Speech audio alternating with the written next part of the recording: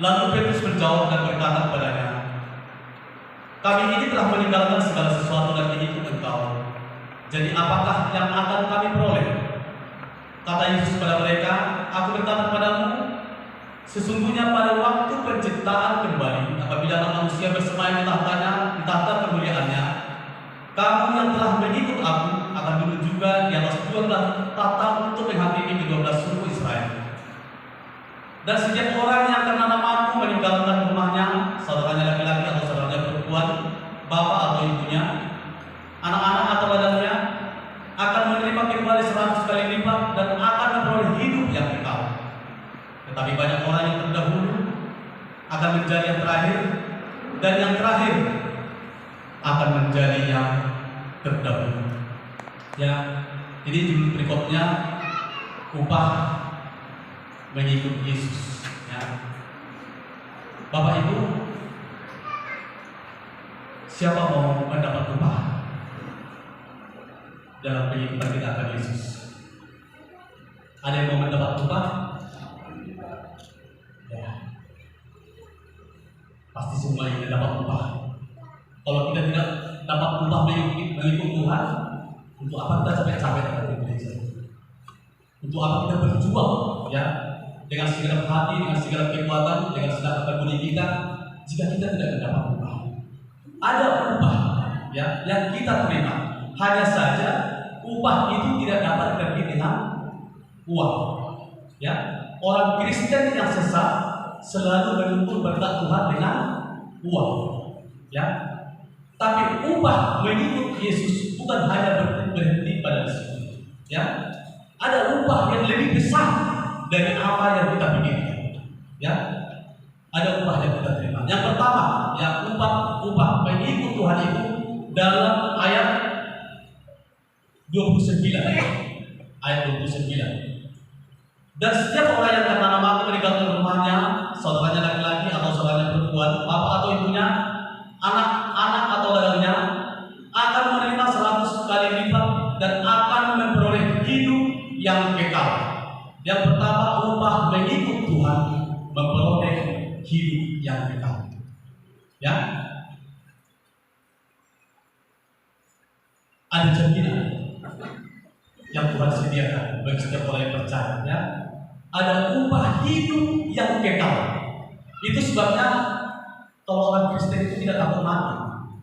Ya, tidak takut mati lagi, karena dia tahu bahwa ada hidup kekal sesudah kehidupan di dunia ini.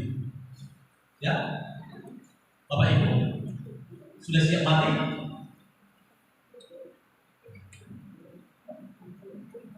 Ada yang sudah siap mati? Pola nabur deh. Ya, kenapa? Siap atau tidak siap? Kalau sudah tiba waktunya, siapa yang bisa menghalanginya? Saya katakan bukan siapa yang mau mati, kan? Ya, bukan saya katakan siapa yang mau mati, tapi yang sudah siap mati. Siap atau tidak siap, hidup kita ini jika sudah waktunya, tidak ada kekuatan kita untuk menghalanginya. Ya, karena apa? Firman Tuhan berkata, kematian adalah keuntungan. Karena kita akan memasuki kehidupan kekal di tempat yang Tuhan sediakan. Ada kehidupan kekal. Ya, jadi daripada kita tidak siap, lebih bagus kita mempersiapkan diri. Ya, dengan hidup berjaga-jaga. Persiapkan diri, persiapkan dirimu. Mari kita persiapkan hidup kita, berjaga-jaga. Ya, jangan kita berpikir kalau orang mempersiapkan dirinya itu seperti memilih peti mati yang ada gambar Tuhan Yesusnya, peti mati gambar yang cantik, bukan seperti itu mempersiapkan diri. Ya, tapi berjaga-jaga. Ya, berjaga-jaga. Kita harus berjaga-jaga, sebab kita tidak tahu apa waktu kita. Ya, karena syarat kematian di hadapan Tuhan itu bukan harus sakit-sakitan. Ya, bukan harus tua. Ya, itu bukan syarat kematian di hadapan Tuhan. Tapi jika sudah tiba waktunya, tidak ada kekuatan kita bawa. Ya, saya percaya semua jemaat pernah kita benar-benar mempersiapkan diri. Karena dunia ini bukan tempat kita. Di sini hanya tempat bersinggah dan kesakitan. Ya, hanya kesakitan. berjerilah dari bumi ini. Ada tempat yang Tuhan sediakan bagi kita. Berharaplah ke sana, ya. Berharap. Karena banyak orang tidak mempersiapkan hari kematiannya dan dia sibuk, dia larut dalam kesenangan dunia ini tanpa memikirkan bagaimana nanti akhir hidup. Ya. Kita pikirkan.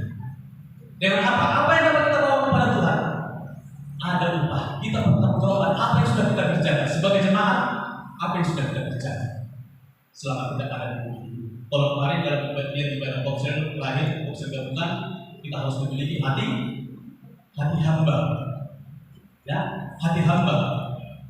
Hamba itu melayani, bukan harus dilayani. Hati hamba, merendahkan hati, ya. Jadi pelayan jadi hamba Tuhan, jadi hamba Tuhan. Jemaat jadi hamba Tuhan, ya. Jemaat juga bisa menjadi hamba Tuhan. Pendeta belum tentu jadi hamba Tuhan, ya. Pendeta belum tentu menjadi hamba Tuhan. Jemaat bisa menjadi hamba Tuhan, bisa. Karena hamba itu berbicara tentang ketundukan kita kepada kebenaran, ketundukan kita kepada firman Tuhan, ya. Karena ada juga hamba Tuhan tidak tunduk, tidak taat. Itu namanya hamba, itulah hamba upah. Tapi kita harus menyadari saat kita hidup kita ini kembali kepada Tuhan. Apa yang sudah kita bawa? Apa yang sudah kita persiapkan kepada Tuhan? Ayo, kita tanya hati kita ini. Apa yang sudah kita persiapkan? Sudah seberapa hebat Tuhan membentuk kita? Sudah seberapa hebat kita menyerahkan hidup kita untuk dibentuk? Hidup kita ini bagikan bicara dengan Tuhan. Ya, terkadang sakit saat kita membentuk, sakit, menderita. Ya, dalam Roma 8 itu ayat 18 menderita. Ya, menderita kita menyentuh Tuhan, menderita dalam diri, ya. Tetapi penderitaan yang kita alami saat ini tidak sebanding dengan kemuliaan yang akan kita terima nanti. Coba Roma 8 ayat 18, ya, Roma 8, ya. Sebab aku yakin bahwa penderitaan zaman sekarang ini tidak dapat dibandingkan dengan kemuliaan yang akan dinyatakan kepada kita. Sudahkah Bapak yang menderita? Sudahkah kita siap menderita? Menderita dalam daging loh, ya, menderita dalam daging. Karena keinginan daging ini tidak bawa kepada Tuhan, ya, hanya keinginan roh. Kita harus butuh untuk berpeluang hidup yang kekal, hidup dalam kekudusan, ya, hidup dalam kekudusan. Kalau dalam Yohanes 14 ayat 6, Yohanes 14 ayat 6, coba Yohanes 14 ayat 6.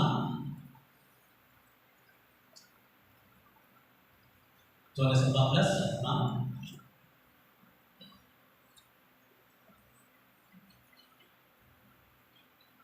Kata Yesus sebenarnya, akulah jalan dan kebenaran dan hidup.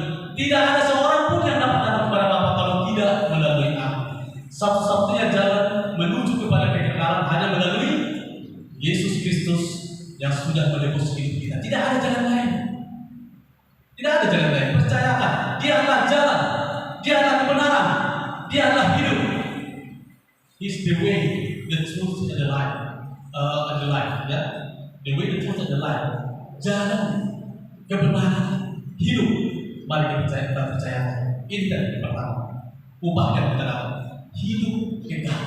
Dan perjuangan kita sangat tidak gampang. Ya, ada banyak tantangan yang kita lalui, ya.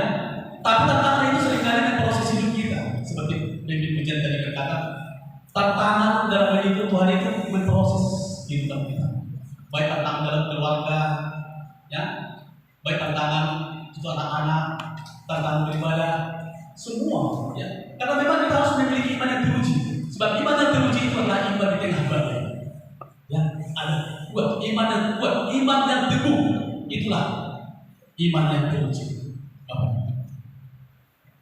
Ya, mungkin kalau ditantang dengan keluarga, ya. Tapi sehingga seorang ibu harus datang menjadi seorang penolong, ya, penolong. Ya, tapi bukan penolong yang membuat kita jatuh dalam dosa.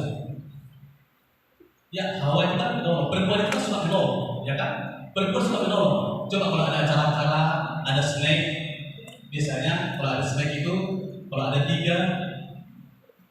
Karena ibu ini tidak memakannya, tidak menikmatinya. Apa yang dipikirkan? Tiga itu.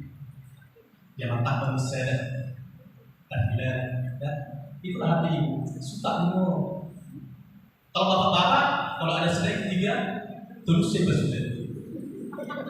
Dan itu kiri-kiri. Ya memang seperti itu, menolong. Kalau perempuan ibu itu suka menolong. Tapi ada juga menolong, berbagi perasaan, tapi justru mendatangkan dosa. Seperti siapa? Hawa kan? Dia tidak mau makan sendiri. Ya kan? Buah itu tidak mau makan sendiri. Ibu sekali tidak mau makan sendiri. Lalu berikan kepada suaminya. Tapi mengakibatkan kejatuhan dalam dosa. Bukan seperti itu. Ya. Jadilah seorang ibu menolong kita. Berdoa buat keluargamu, buat suamimu. Ya. Mungkin sedikit ada perbedaan pendapat dengan suami atau istri. Tapi sebagai seorang ibu sudah seberapa hebat yang kau berdoa kepada Tuhan? Adakah yang kau mencucukkan nama kamu untuk jawaban suami? Atau hanya mengeluh? Ya, mengeluh, hanya memberitahu keburukannya. Maunya suami hidup seperti apa yang kau inginkan? Mengeluhkan? Sudah kau mencucukkan air mata berlutut di hadapan Tuhan? Bapak Ibu, jangan terlalu pandangan kita tertuju pada kelemahan dan kekurangan orang lain. Jangan tertuju pada kelemahan dan kekurangan orang lain. Walau haburangan pada tayo-tayo, haburangan pada kere-kere, nasi togi pekok konsulah. Ya, kalau kita hanya memandang kelemahan kekurangannya, yang benar pun dikatakan, kita tidak suka. Pasti sama seperti suami istri biasa kalau ada percakapan, kita akan berusaha mencari kata-kata yang paling menyakitkan untuk mematahkan semangat lawan. Ya kan? Seperti pada kata lain supaya tidak tahu soal itu sendiri, seperti itu kan? Tapi saudaraku, jika kita melihat kebaikannya, ya ini sudah baik-baik untuk menjajakan makanan. Ya, ada hati yang mengampuni. Ya, hati hamba. Kalau ada hati hamba dalam setiap keluarga, tidak ada pertengkaran. Ya, tapi kalau hati yang keras, maunya seperti ini. Kau yang salah. Siapa tahu itu seperti ini. Tapi kalau hati hamba, Allah salah. Aku yang salah. Aku yang salah. Enggak aku. Nah, seperti kita hati hamba kan? Dan terlalu banyak merendahkan hati kita. Ya, hidup dalam kekudusan.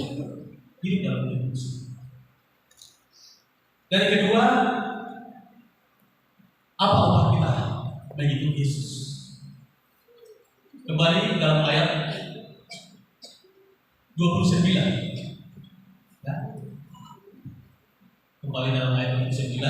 Matius 19 ayat 29. Dan setiap orang yang karena namaku meninggalkan rumahnya, saudaranya laki-laki dan saudaranya perempuan, bapak atau ibunya, anak-anak atau ladangnya, akan menerima kembali 100 kali lipat dan akan memperoleh hidup yang kekal. Menerima kembali 100 kali lipat, berarti ada hidup berkelimpah. Ya, ada hidup berkelimpah. Kalau dalam Yohanes 10 ayat 10 berkata, aku datang supaya mereka mempunyai hidup dan mempunyai dalam segala kelimpah.